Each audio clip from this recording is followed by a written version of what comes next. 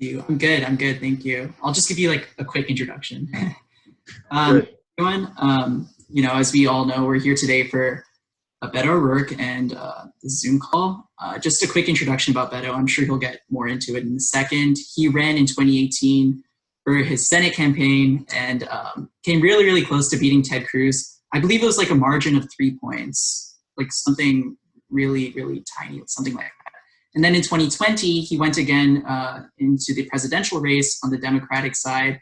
And so, as you can tell, Beto has a lot of experience both on the local level with the House of Representatives, on the state level when it comes to running for Senate, and on the national level. So I think in today's Zoom call, what we're going to be doing is I'll hand the floor over to Beto in a second, and he can talk about how he got to where he is today and his plans for the future. And after that, we'll open it up to a Q&A sort of session. So what you'll want to do is if you have a question, send it to one of our co-hosts. Her name is Josephine Yao, and she will spotlight you and give the question in turn to Beto. So without further ado, the man of the hour, Beto Rourke. Thanks for the invitation to join you all. And Abel, Josephine, team, grateful to be with you even at a distance. And I hope that you, your families, folks in your life are healthy and safe and okay. And hope that at some point sooner than later, we can see each other in person when it's safe to travel and congregate and gather again. I'm here in El Paso, Texas, furthest westernmost county in the state, only one in the mountain time zone, Chihuahuan Desert, Rocky Mountains, connected with Ciudad Juarez. Here for probably the longest stretch I've ever been here in the last, say, 10 years. So I was a member of Congress for 6 years, which meant that I flew back and forth from El Paso to Washington, D.C. via DFW airport, twice a week, every week. And then, as Abel said, ran for U.S. Senate, which meant I was traveling the state. And then for the Democratic nomination for the presidency, which meant I was traveling the country. So I'm now spending more time with my family, more time in my hometown than I have in a decade.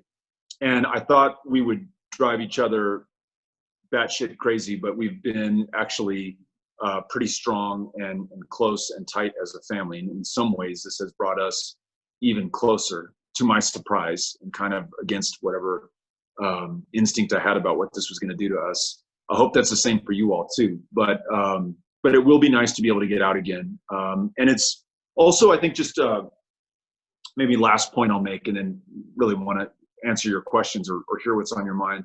I do think this is a great moment, an opportunity for reflection, on a personal level, what we want to do to make ourselves better, to improve ourselves, and what we can contribute. But I also think it's a great moment to reflect on where this country is and where this country is going and where we want it to go and what we're going to do to determine the course and direction that this country takes. And I think that for many people in this country, this moment has laid bare some really stark divisions, whether they be in race or geography or income or access to wealth or access to healthcare or access to justice. But when we see who is dying and when we see who is getting sick and we see who is getting help and who is not getting help, I think it makes even more urgent the work that many of us want to do, whether it's around healthcare or criminal justice or economic justice or whatever that is. And so I hope out of this comes a renewed determination to do the important public work that is so essential to a democracy. And that's, even though I'm not a candidate, that's what I'm committing myself to here in Texas. Would love to learn about what you all are committing yourselves to, and looking forward to answering your questions. So I'll leave it at that and just turn the floor back over to you. Great, okay. I'll in turn hand the floor over to Josephine. She'll be the one managing the Q&A for today's session. So if you have any questions, go ahead and send it over to her, and she'll in turn highlight you to ask Beto. Great. Okay, so the first question that we've received today is from Rajik, and he says, if he were in your shoes, he would have run for the Senate another time. So what prompted you to instead run for the presidency? A couple of things. One, I had just run for the Senate in Texas, as you all know, ran in each of the 254 counties of the state. As Abel pointed out, got within 2.6% of Ted Cruz, won more votes than any Democrat had ever won. And there was something really special that all of us who were part of the campaign helped to bring about in Texas. Not only did we defy the conventional wisdom that this is a red state, it really isn't. It's a non-voting state, if we want to be honest about it. We were able to bring out young voters in record numbers. We were able to bring out independents for a Democrat. Unlike almost any other race in the country, not only did we win independents, but we won 500,000 Republican votes running against a guy who almost was a Republican nominee for the presidency. So when we were thinking about what it would take to defeat Donald Trump in November 2020, the ability to work with, engage, listen to, follow, include young people, the ability to persuade independents to vote for a Democrat, the ability to appeal to urban communities as well as rural communities, which we were very successful in Texas. All of that lent itself to the idea that we might be able to bring something that no other candidate could bring. And then there's this, which you all are probably well aware of, but there are 38 electoral college votes in Texas. That's second only to California in the windfall that it could provide for the Democratic nominee. A Democrat has not won Texas since 1976 when Jimmy Carter won the state, last Democrat to do so. Given the fact that we got within 2.5 points of Cruz in a midterm, lower voter turnout, worse for Democrats election cycle, imagine if you had a Texan at the top of the ticket. Not only could you put Donald Trump away once and forever, but you would forever after change the electoral landscape of this country. And you would, if you could continue to hold Texas, you would have a lock on the White House and probably a lock on a majority in the United States House of Representatives. So that was the thinking. Hindsight, of course, is 2020. We didn't do well in the presidential race. We might have done much better in the U.S. Senate race, but I didn't have the benefit of that wisdom at the time. I only knew what was before me, and that's why it made a lot of sense to us at the moment. But thanks for asking the question. Okay. The next question comes from Isabel Kumar, who can unmute herself and ask. Hi. Hey, Isabel. Hi. I just wanted to ask what advice he has for students who want to pursue a career in politics. Here's what I would do, and here's what I did. Volunteer for anyone that is running any race at any level that you have the slightest bit of interest in. So be that city council, county attorney, presidential campaign, anything in between. Jump on that campaign and do everything you possibly can. Be the first person to show up, be the last person to leave. Be the person who will willingly take any work, the toughest, shittiest work, the grunt work, the work that nobody else wants to do. Take that work to the point that you become dependable, to the point that you become indispensable, to the point that you are that person that everyone wants to have on their campaign. You need somebody to knock on doors? That's me. You need someone to go pick up the pizzas? That's me. You need someone to eat the pizza? I'll eat the pizza for you. Whatever the campaign needs, you do that. And in the process of distinguishing yourself and becoming that necessary person on the campaigns, you will also learn a ton. You'll learn, the field organizing side, you'll earn the finance side, you'll earn the strategic side, you'll learn the tactical side of these campaigns. And that will make you then a very experienced potential candidate for whatever office you then want to pursue.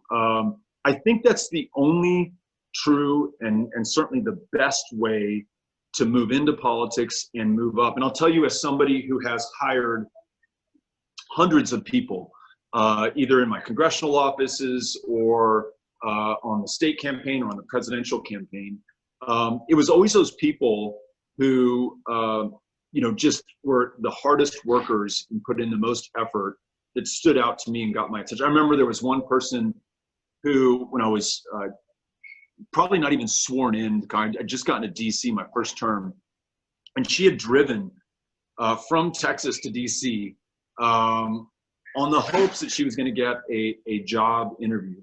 And she said, look, I don't care what it is that you want me to do. I will work my ass off for you. I'm committed to you. I'm committed to this office, and I want to see you be a success. And I thought, you know what? You can teach policy. You can teach congressional correspondence. You can teach a lot of things. You cannot teach effort and dedication. She's got that, so she's hired. So that would be the path that I would recommend. And by the way, it does not have to be limited to political campaigns, nonprofit organizations, food banks right now that really need the help. Be that person that everyone's talking about. So I wish you luck. And if I can ever help with a campaign that I'm connected to or know the person at, and you're looking for a position there, reach out to me. Abel knows how to get in touch. Okay, the next question comes from Sarah Gelfer.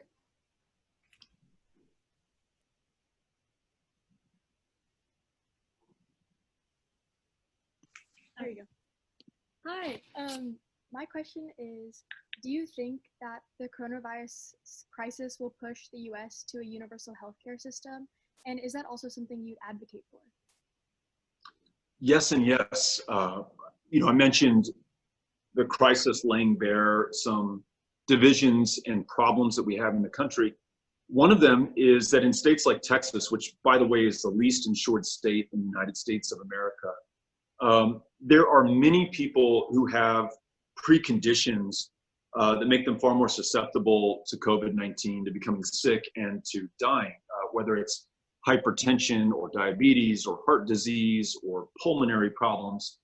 And those conditions very often are correlated with income, and those conditions very often are correlated with race, because it is much harder for some Americans to get access to healthcare than it is for others. And so when you have a lieutenant governor like Dan Patrick in Texas say, there are more important things than living, reopen the state, it begs the question, who does he think should be doing the dying? And if you've got to go back to work at a $7.25 an hour job, that's minimum wage in Texas. If you're one of those frontline workers in a supermarket or a drugstore, or even the cleaning crew at a hospital, you are on the front lines, and you are those people that he's asking to put the success of this economy ahead of your life. So I sincerely hope that universal health care, where your job, your income, your fate, your fortune in life is not a precondition for being able to see a doctor or fill a prescription. Or I was just talking to somebody at one of the food banks here in El Paso, or to be able to get healthy food. So many of our fellow Texans live in food deserts where it's really easy to get a fried sandwich. It's really easy to get malt liquor. It's really easy to cash your paycheck or to get a payday loan, but it's almost impossible to get fresh produce or healthy nutrition or the right kind of calories in your system. That to me is healthcare as well. So I do hope that, I talked about the reflection that I hope we all are going to engage in.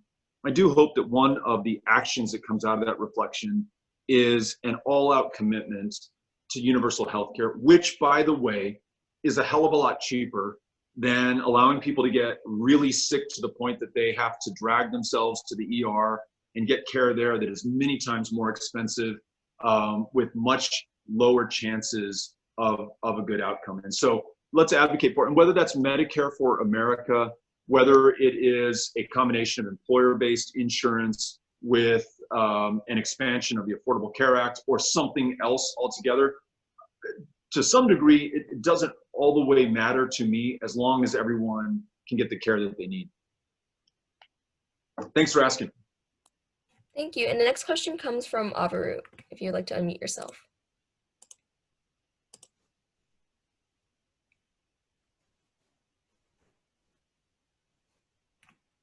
Okay, wait. There you go. Okay, yeah, thank you. You already kind of covered this a bit, but there's a lot of talk about Texas turning purple as people who normally wouldn't be voting start voting, and you're kind of proof of that. So do you think that's a trend that's going to continue beyond you? Because in a lot of ways, you're different from other potential Democrat candidates in Texas. And do you think Texas could go so far as to become a mostly blue state in the next few decades? I do think it could. but it's not going to roll of its own accord. There was this myth or a misplaced hope that began 20 years ago based on the demographics of Texas. It said, look, as this state becomes a minority majority state, as more people move in from other parts of the country and other parts of the world, then naturally, maybe in much the same way that California went from a red, Ronald Reagan as the governor, to purple to reliably blue state, Texas is going to do the same thing. Demographically speaking, we're very similar to California, but that's stupid, because that's using race or ethnicity as a predictor for partisanship. And really, if you're just relying on that, then go home. But if you are willing to make the case and have the courage of your convictions and have the policies and the platform that speak to people's aspirations and their dreams and the real concerns that they have in their lives, then you may have something. And one of the things that we did in 2018 that shouldn't have been groundbreaking, but kind of was we were talking about things that we were really passionate about without respect to polling or focus groups or the conventional wisdom. So, and I never took a poll, never talked to a focus group, never talked to a consultant in that campaign. And when I said, look, we should ban all assault weapons, some people were like, what the hell are you talking about, Beto? This is Texas. You don't talk about guns that way here. Or if I said, look, every woman should make her own decisions about her own body. And when we talk about reproductive health care clinics, we're talking about access to an abortion, but we're also talking about the ability to get a cervical cancer screening. And we're also talking about Texas being the epicenter of a maternal mortality crisis that is 3 times as deadly for women of color. So let's get our act together and make sure that every woman can make her own decisions. Those were the things that were, conventionally held to be the third rail of Texas politics. You just don't touch that shit. But we did, and we did it unabashedly, and we did it because we believed in it, and we did it honestly. And what we found is that not only was that not immediately inherently disqualifying, in some ways it was engaging and exciting in a way that no Democrat had ever been able to connect to, because Democrats before had just played this really safe, boring game in the middle of the road. So you ask what could happen in 2020, what could happen going forward. I think if Democrats are bold, are ambitious, are unabashed, are honest about what they believe, and then are willing to fight for it, you're going to see Democrats win in Texas. And I think you could see it as soon as this year, with Democrats taking a majority in the state house, and perhaps Biden winning the 38 electoral college votes here. Great. And the next question would come from Asia. There you go.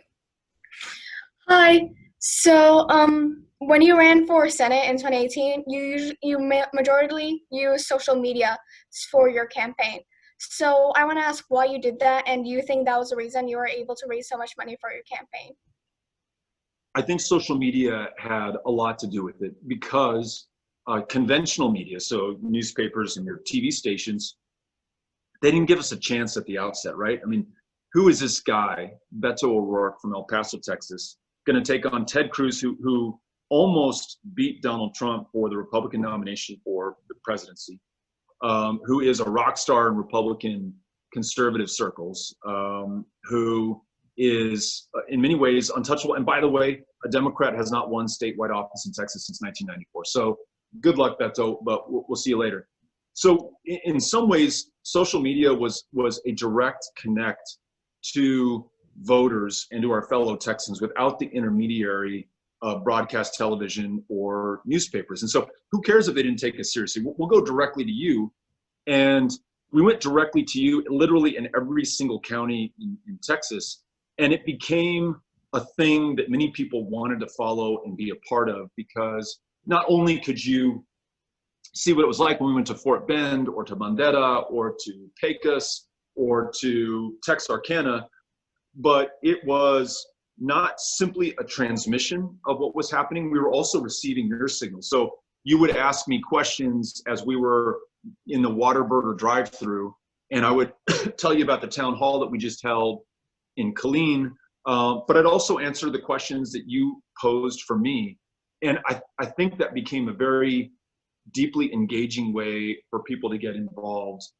And it, as you mentioned, it also became a really powerful way to raise money. We raised $80 million over the course of a year and a half, which is not only more than anyone's ever raised in Texas, it's more than anyone's ever raised in the United States for US Senate campaign. And it happened without a dime of PAC money or political action committee money. No corporations involved. It was literally $5, $3, $25 at a time, with tens of thousands and then hundreds of thousands of people donating. So, you know, that was a really special experience. And it really showed that it wasn't the candidate and it wasn't the party and it wasn't any one person. It was all of us, like a lot of us, who had to come together to make that happen. And social media can facilitate that, unlike any other platform that I know of. Thanks for the question. Thank you. And we have a question from Nora. I'm going to unmute her real quick. There we go. Hi, my question is, what did you learn from your past campaigns for president and Senate? And if you were to run again for an office, what would you change about those past campaigns? Thank you, Nora. The biggest thing I'd change is I would win. You know, that's why you get into this in the first place, right? You're putting yourself out there. You're gone from your family for the duration. You're asking a lot of good people to do a lot of hard work on your behalf, and you want to come up with a victory at the end. And though we got close in Texas and we were less close in the presidential, what really matters ultimately at the end of the day is winning that campaign. So what are some lessons learned? I mean, we touched on some of them in the previous answer about the efficacy of social media and the ability to kind of bypass or even create the conventional media narrative that's told about you. So that's a great lesson. I think there's a real premium on honesty and authenticity, and not choosing your words too carefully, and certainly not having your words written for you by somebody else or given to you by a pollster or a consultant.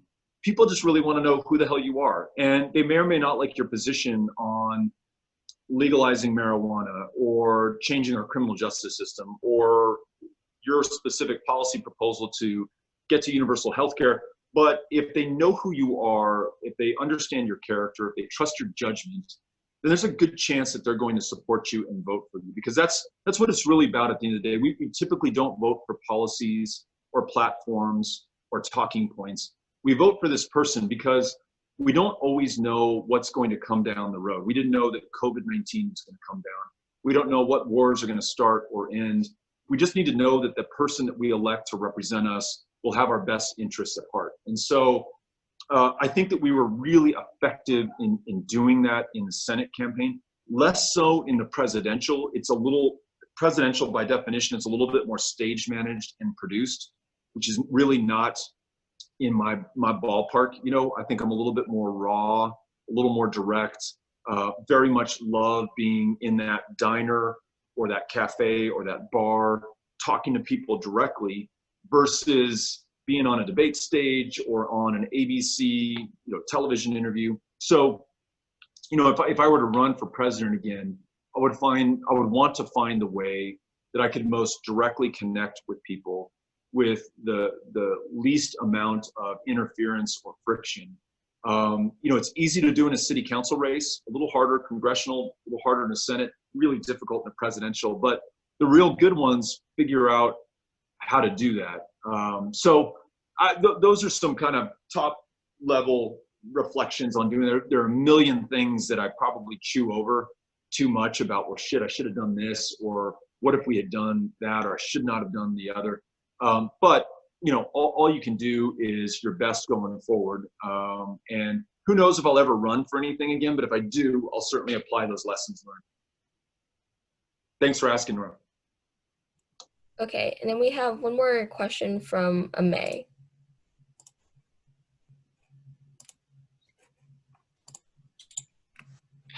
Hi. Okay. So my question is that people in general not only see, politics, American politics as broken, but they also see the Democratic Party as a broken party. But then there's also people that see factors such as yourself as unifying factors for the party. So given that Texas is your home state, what role do you think Texas can play in sort of unifying the Democratic Party? Yeah, May, it's a really good question. And I think a lot of people are pondering the answer to that. And I don't know that I've heard a good one yet, but I think you've diagnosed the problem precisely. I don't know if you've noticed, but there's a lot of litmus tests going on right now, right? Like, if you voted for Trump, you're lost to us. And I just kind of disagree with that. I think there were very legitimate reasons that people had for voting for Trump. I mean, I, of course, didn't and wouldn't.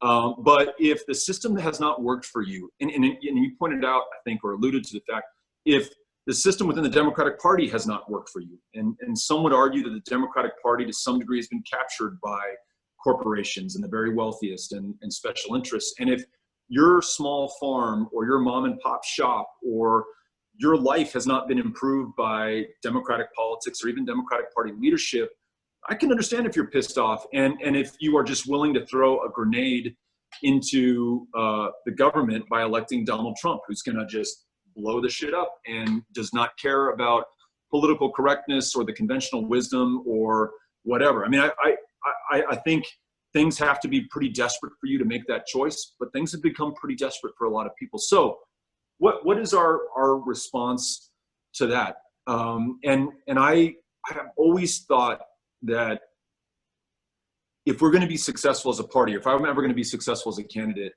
I don't have the luxury of writing anybody off. So you can never be dead to me. You can't be too conservative, too rural, too urban, too blue, too coastal, too inland. Like, we need everybody to make this stuff work. And the country is as divided and polarized as it has ever been. And you have a president who is openly discussing civil war, and some would argue inciting it. I don't know if you saw his tweets about liberate Virginia, liberate Minnesota, liberate Michigan.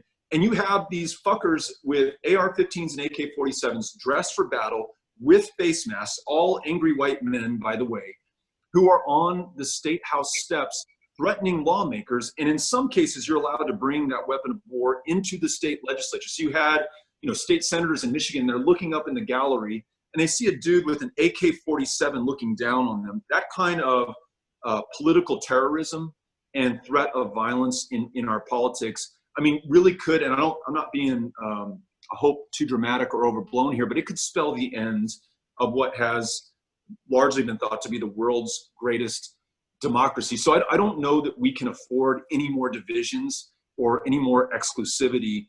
I think there's got to be a mandate to bring people in. And it doesn't mean that you have to, rest or not pursue the courage of your convictions. You do, and you have to decide very clearly what you believe in and what you're willing to do to achieve that. But I think you should also try to find those partners and fellow travelers where you can to pursue that larger goal. And Texas, as you allude, is the perfect example. I mean, this is a state of massive urban centralization. I think Harris County has more people in it than the entire state of Colorado. Harris County is the most, and maybe Fort Bend as well, the most diverse counties in the United States of America. It's fucking amazing.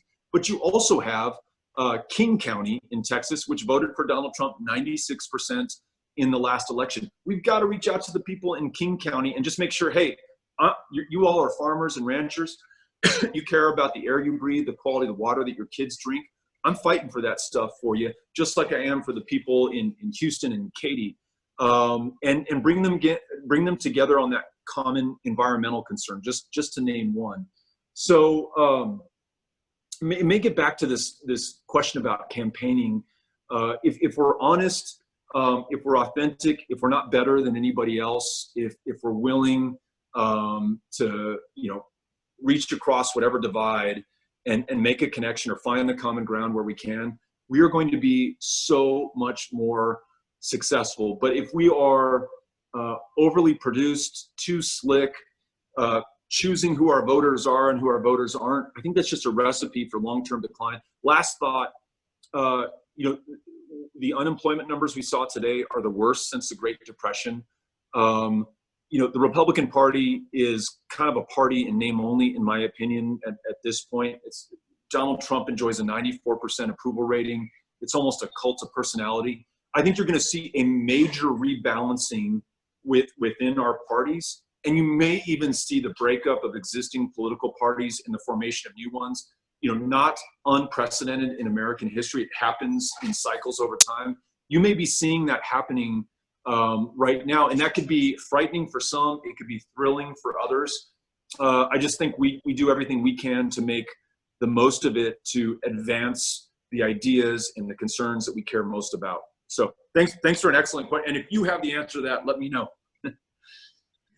Thank you. Great. That will be our final question today. Just want to thank Beto for coming out. That was a great last question to end on. You're definitely an inspiration to many of our youth, especially in Texas. And we were glad to have you for a question and answer session. And good luck with your future aspirations. Thank you. And you all were so kind to invite me to do this and ask such excellent questions, many of which I wish I had given you shorter answers on so I could hear your thoughts on how we address or answer these questions. But I'm here to help. And there's a question that came up about getting involved in politics or campaigns. If I can ever assist in that way, if I can ever support something you're doing politically or through civic engagement, let me know. And again, when we can travel again, look forward to being able to thank you all in person and hopefully work with you in person. So thank you all. Be well, be safe, and we'll see you down the road. Great. Thank you. Adios. Bye-bye. And that concludes our call. So thank you for joining. Have a great week for APs.